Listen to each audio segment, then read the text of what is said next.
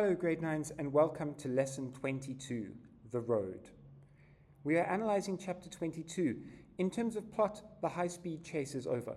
Now Jonas faces a different kind of enemy.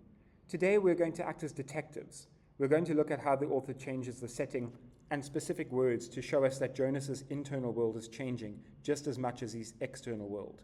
We'll focus on three things: the setting, what does the road tell us? The imagery, the beauty of the wild, and the diction, the true meaning of the word starving. Let's look at the road first. Back in the community, the roads were paved, flat, and swept clean by maintenance crews. Here, the text says that the road becomes narrower and bumpy. Jonas even falls and twists his ankle. Ask yourself, if the road is a symbol for Jonas's life path, what is the author telling us? Think about the community. It was safe, smooth, and easy, but did it go anywhere new? Now look at this new road. It is painful, it's dangerous, it's unkept. Is it possible to have true freedom without a bumpy road? The author is suggesting that you cannot have independence without the risk of failing. As the journey gets harder, something else happens.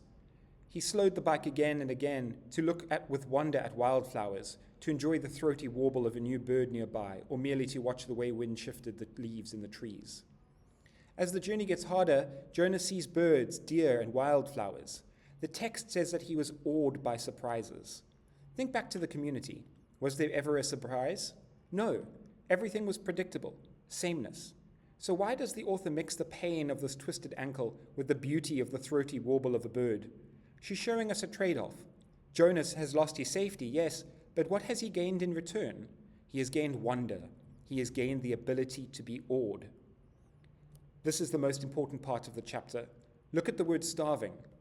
Jonas remembered the time in his childhood when he had been chastised for misusing a word. The word had been starving. You have never been starving, he had been told. You will never be starving. Now he was.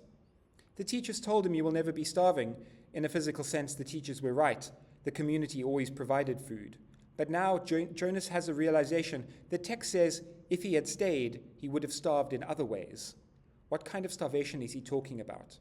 If his belly was full in the community, what was empty? Think about the colors. Think about the feeling of love. Think about Gabriel. Jonas realizes that emotional starvation is just as dangerous as physical starvation. He decides that the pain of hunger is the price he must pay to feed his soul. Towards the end of the chapter, the weather turns against him. It is freezing rain. They're weak. Jonas begins to cry. But look carefully at the text. Why is he crying? Is he crying because he's hungry? Is he crying because his ankle hurts? No. The text said he wept because he was afraid now that he could not save Gabriel. How does this prove Jonas is truly an adult now? In the beginning of the book, Jonas was worried about his own assignment. Now he's forgotten himself entirely. His only fear is for someone else. What do we call this quality? Hint, it starts with an L. Of course, it's love. Finally, notice how the writing style changes. In the last chapter, everything was fast. Planes, hiding, racing. In this chapter, the words are heavy. The author uses words like weakened, struggle, and plodding. Why does the author slow the story down here? She wants you, the reader, to feel what Jonas is feeling. She wants you to feel the exhaustion. We're trudging up the hill with him. The suspense isn't about speed anymore. It's about endurance. Can they last one more day? Now it's your turn to connect the dots. For your must-do, Jonas feels two conflicting emotions in the chapter. He feels fear but also awe. Find one quote to support each emotion.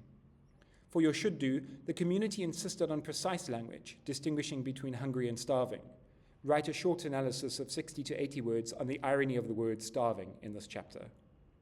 And for your aspire to do, write a paragraph of 80 to 100 words interpreting the road as a symbol for Jonas's new life. How does the physical state of the road symbolize the reality of freedom? Thank you, grade 9s, and I'll see you in the next lesson.